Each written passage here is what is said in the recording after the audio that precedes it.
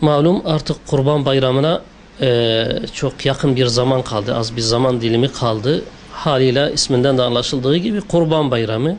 Kurban Bayramı denince de aklımıza öncesinden hemen kurban ibadeti geliyor. Bu vesileyle birkaç söz söylemek gerekirse şunun öncelikle bilinmesi lazım ki kurban ibadeti dinimizde sair ibadetlerde olduğu gibi tamamen Allah'ın rızasını kazanmak, Allah'a yakın olmak manasında, yani Arapça bir kök olan karube kelimesinden geliyor ve Allah'a yakınlaşmak manasındadır.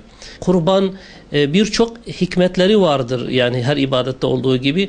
Mesela kurbanın bir hikmeti Allah'a yakın olmak, kurban Allahu Teala'nın vermiş olduğu nimetlerin şükrünü yerine getirmek, ifa etmek, mülkün, saltanatın, hayvanların, bütün mal, makam ne varsa hepsinin Allah'ın olduğunu ve Allah dilediği takdirde hiç gözümüzü kırpmadan onu Allah'a vermemiz gerektiğini gösteriyor, ifade ediyor. Kurban cömertliktir, kurban fedakarlıktır, kurban samimiyettir, kurban ihlastır. Kurban her şeyimizle Allah'a hazır olduğumuzu, Allah için her şeyimizi vermeye hazır olduğumuzun ifadesidir aslında.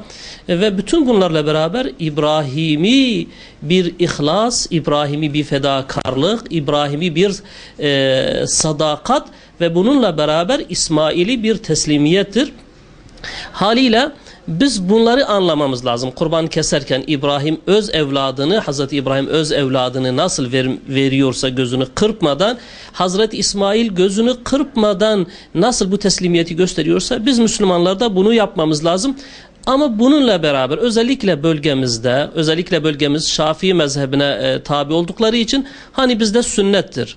Dolayısıyla şöyle bir anlayış vardır. Nasıl olsa biz Şafiiyiz, bu da sünnettir. Dolayısıyla bir sefer verdik mi yeterlidir. Bu yanlış bir kanaattır. Kanaatimce yanlış bir düşüncedir. Çünkü Peygamber Efendimizin hayatı bizim için örnektir. Peygamber Efendimiz'e baktığımız zaman ömrünün son 10 yılının tamamında kurban kesmiştir. Peygamber Efendimizin bu kadar önemsemiş olduğu bir sünneti, bir ibadeti biz kalkıp ömrümüzün sadece bir seferinde bunu yapabiliriz, tamam kurtulduk demek yanlıştır. Peygamber Efendimizin önemsediği bir şeyi bizim de o derecede önemsememiz lazım. Onun için Şafii kardeşlerimize özellikle şunu ifade etmek istiyorum. Tıpkı Peygamberimiz gibi her sene verelim, ömrümüzün sonuna kadar bu ibadetten, bu sünnette, önemli olan sünnetten asla kendimizi geri bırakmayalım. Ben Şafiiyim, bana bir tane yeter demek yanlıştır. Çünkü nice fakir fukara etrafımızda vardır. Eğer herkes böyle düşünürse bu fakir fukaraya kim böyle bir infakta bulunacak? Bunun hesabını yapmamız lazım. Onun dışında şunu da söyleyeyim ki hakikaten ferdi olduğu gibi toplumsal olarak da büyük bir faydası vardır. Buna binaen bunu sık sık vermemiz lazım. Bugün bu bizim kardeşliğimize, bu bizim birlik ve beraberliğimize büyük bir faydası vardır.